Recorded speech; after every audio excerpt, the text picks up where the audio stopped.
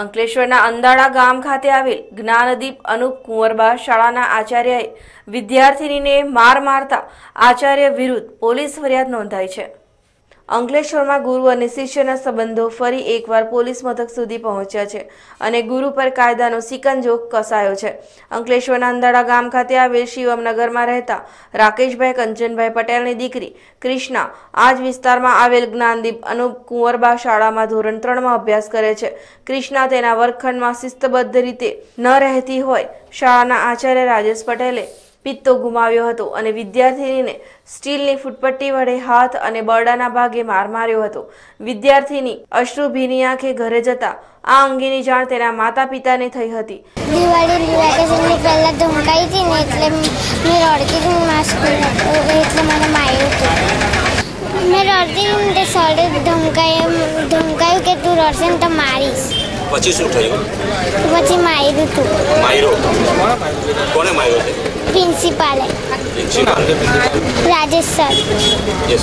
એમને અમે છોકરીને સ્કૂલમાં મેકવા ગયા તો પ્રિન્સિપાલ સાહેબને અમે મળ્યા। તેને કીધું કે અમારી છોકરી આટલી બધી એ છે, એક્ટિવ છે, 93% આવેલા છે એના, તો એને સ્કૂલે કેમ નથી જતી? તો એ કહે કે તમારી છોકરી નાટક કરે છે, એમ કે તમે મેકીને જતા રહો, તમને જોશે તો વધારે રડશે।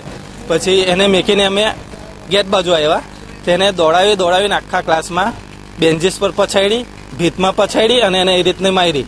તો ઘરે આવીને જોયું, છોકરીને પૂછતાછ કરીને પછી એને અમે 10 વાગે ડાયરેક્ટ એને પોલીસ સ્ટેશને ગયા। પોલીસ સ્ટેશને ફરિયાદ કરાવી, ત્યાંથી મેડિકલ કરાવ્યું। મેડિકલ વાળાએ લખીને કીધું કે સવારે પોલીસ સ્ટેશનમાં મળી જશે અને અમે FIR નોંધાવી દીધી। વિદ્યાર્થીનીના પિતા રાકેશ પટેલે આ અંગે અંકલેશ્વર શહેર પોલીસ મથકે શાળાના આચાર્ય રાજેશ પટેલ વિરુદ્ધ ફરિયાદ નોંધાવતા પોલીસે ઈ-પીકો કલમ 323/324 અંતર્ગત ફરિયાદ નોંધી વધુ તપાસ હાથ ધરી છે। તો આ તરફ શાળાના આચાર્ય રાજેશ પટેલે વાલીઓના આક્ષેપોને નકારી કાઢ્યા છે। આચાર્ય દ્વારા જણાવાયું હતું કે તેઓ દ્વારા વિદ્યાર્થીનીને માર મરાયો નથી। શનિવારના રોજ તારીખ 5/12/2015ના રોજ 9:30ની રિસેસમાં અમે અમારી કાર્યાલય ઓફિસમાં બેઠા હતા। તે સમયે કૃષ્ણાના વાલી અને એના સગા સંબંધીઓ મારી સાથે એકદમ આવી ઉશ્કેરાઈ જઈ મારી સાથે ઢીકાપાતુનો માર મારેલ છે, માથામાં મારેલ છે, ડાબા હાથની ટચલી આંગળીમાં મારેલું છે, મારી છોકરીને મારી છે। ના, નથી, એ હકીકત ખોટી છે, મેં મારી જ નથી એમ। આ અંગે અંકલેશ્વર શહેર પોલીસનો સંપર્ક સાધતા પોલીસે બનાવ સંદર્ભે કંઈ પણ કરવાનો ઇનકાર કરી દીધો હતો।